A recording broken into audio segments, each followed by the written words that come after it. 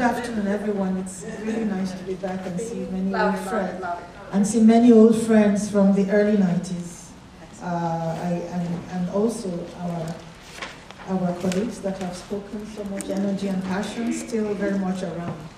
I just want to focus a bit because I seem to remember that in the past we used to talk about health being wealth.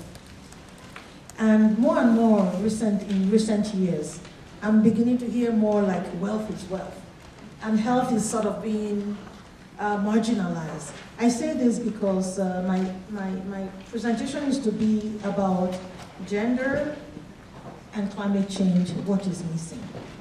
And we looked at it in our department and found that first, in the climate change and gender work, health is sort of missing.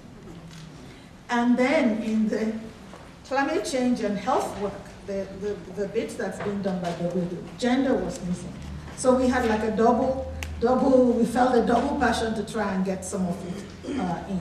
And before I start, I just want to point out that I did have a large pile of books there from WHO. We have this, which is on climate change and health. We have our new important report on women and health, the latest evidence.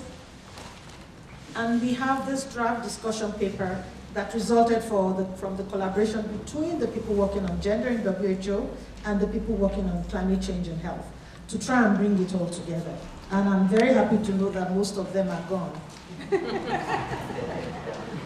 Just to go a bit into why make a little fuss about health, because really dead people don't suffer from climate change. I mean, let's get that straight. The fact is, at the heart of all this is there are some inconvenient truths.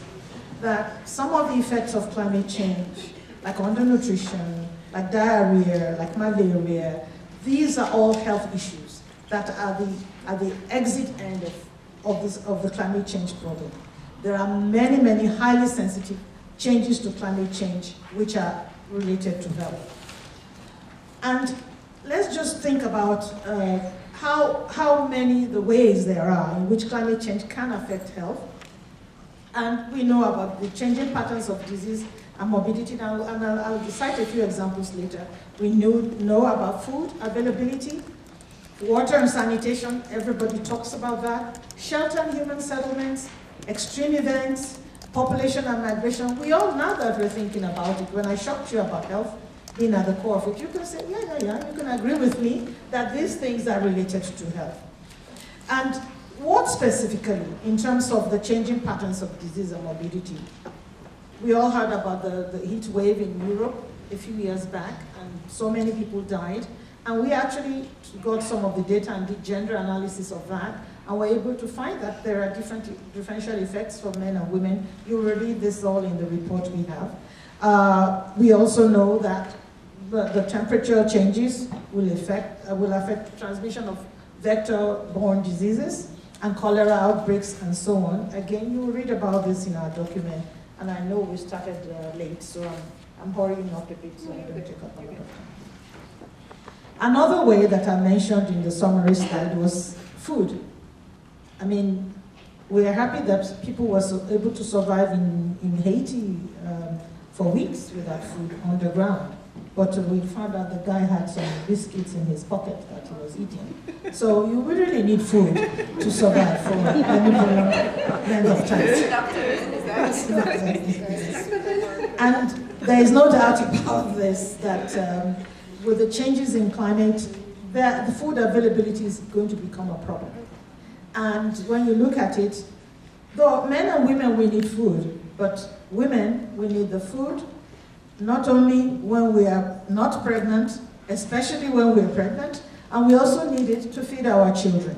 So food is a very important thing. I don't want to go into all the issues surrounding food distribution at the home level and how we can guess that climate change through food scarcity can aggravate some of those things.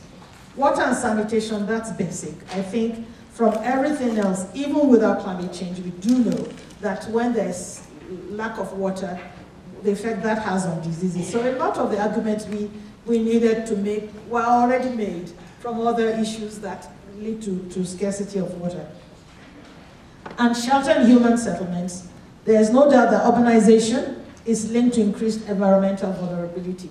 You look at some of the big urbanized areas in developing countries, and the diseases and all the issues that go with that. And you know that when there is deforestation, when there is not enough in the rural areas for people to survive on, and they move into the cities, another set of problems and happen. And with extreme events, major disasters, those are very recent in all our memories. Water supply, sanitation, drainage, all those things, and population and migration. Again, like I said, these are things that we can. So let me go on to some of the language that is appearing in the documents that are being negotiated.